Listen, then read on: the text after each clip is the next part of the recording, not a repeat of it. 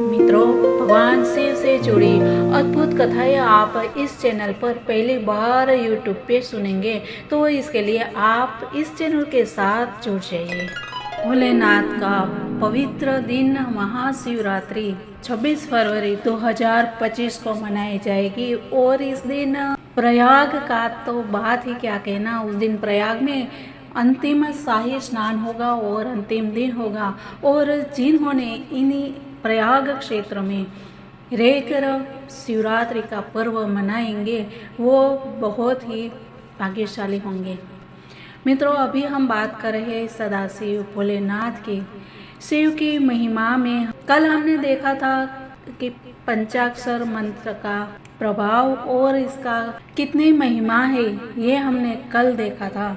आज मित्रों हम कुछ उदाहरण के द्वारा इस मंत्र की ताकत को जानेंगे, मंत्र की शक्ति क्या होती है ये हम जानेंगे। तो इसके लिए आप इस चैनल के साथ जुड़े रहिए, यानी कि हम हिंदुस्तानी आर के चैनल को अभी तक सब्सक्राइब नहीं किया है तो सब्सक्राइब कर लीजिए, साथ ही बाजू वाले बेल आइकन को भी प्रेस कर दीजिएगा, और वीडियो पसंद आता है लाइक कमेंट और शेयर भी कर दीजिएगा। तो नमस्कार मेरे सनातनी परिवार, हम हिंदुस्तानी आर के चैनल पर आप सभी का बहुत बहुत स्वागत है। ओम नमः शिवाय। ये मंत्र बहुत ही सिद्धिदायक कहा गया है, और इसमें कल ही हमने देखा था कि इस मंत्र के लिए कोई दीक्षा की भी आवश्यकता नहीं होती है, ये अपने आप में सिद्ध मंत्र है। एक बार मथुरापुरी में दासार नाम से विख्यात एक राजा हो गए, जो यदुकुल में श्रेष्ठ, बुद्धिमान, अत्यंत उत्साही और महान बलवान थे। वे शास्त्रों के ज्ञाता, नीतियुक्त वचन बोलने वाले, शूरवीर, धैर्यवान तथा परम कांतिमान थे।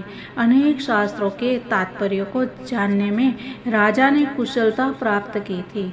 वे उदार, रूपवान, तरुण तथा शुभ लक्षणों से सुशोभित थे।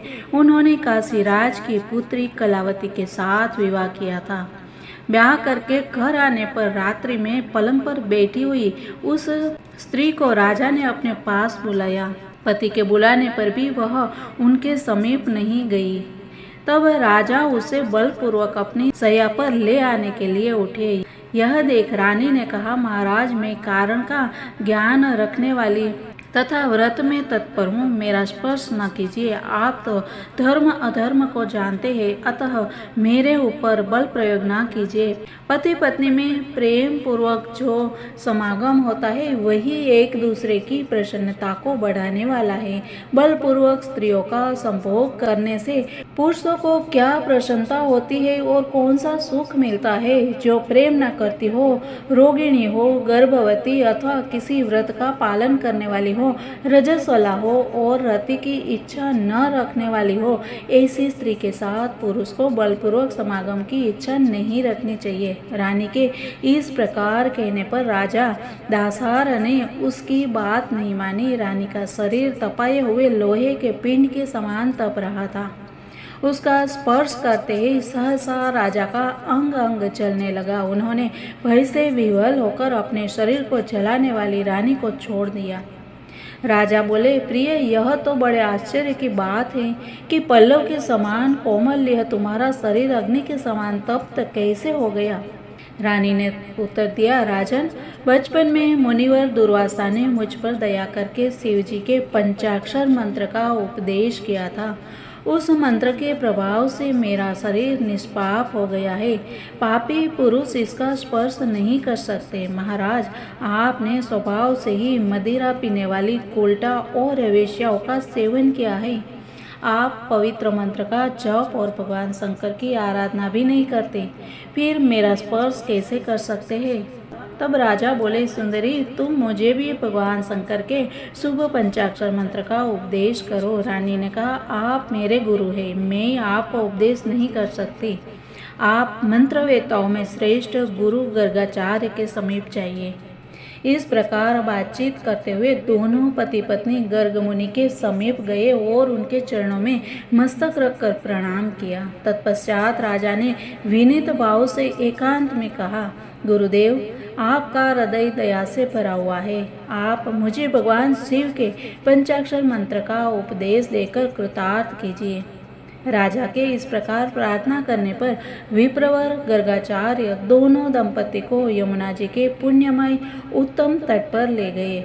वहां गुरुजी एक पवित्र वृक्ष के मूल भाग में बैठ गए। राजा ने उपवास पूर्वक उस पुण्य तीर्थ के निर्मल जल में स्नान किया। तब उन्होंने राजा को पूर्वाभिमुख बिठाकर भगवान शिव के चरणारविंदों में नमस्कार किया और राजा के मस्तक पर हाथ रखकर उन्हें शिव स्वरूप पंचाक्षर मंत्र का उपदेश दिया।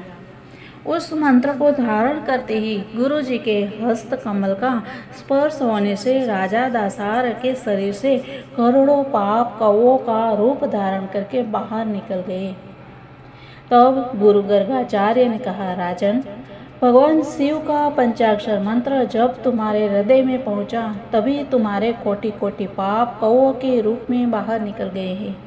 सहस्त्रों कोटि जन्मों में जो पाप राशि संचित की गई है वह शिव के पंचाक्षर मंत्र को धारण करते ही क्षण भर में भस्म हो जाती है। राजन, इस समय तुम्हारे करोड़ों पातक जल गए। अब तुम पवित्र चित होकर अपनी इस रानी के साथ सुखपूर्वक विहार करो। ऐसा कहकर मुनि श्रेष्ठ गर्ग जी उन दोनों दंपति के साथ घर को लौटे।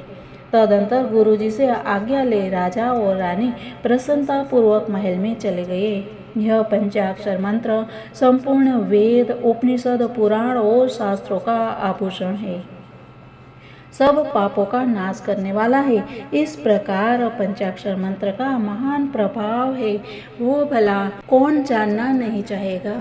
मित्रों, इस वीडियो को सिर्फ शेयर करने मात्र से आपको पुण्य प्राप्त होगा, क्योंकि इतने दिलों तक, इतने हृदय को ये बात है वो छुएगी और इसका पुण्य आपको भी प्राप्त होगा।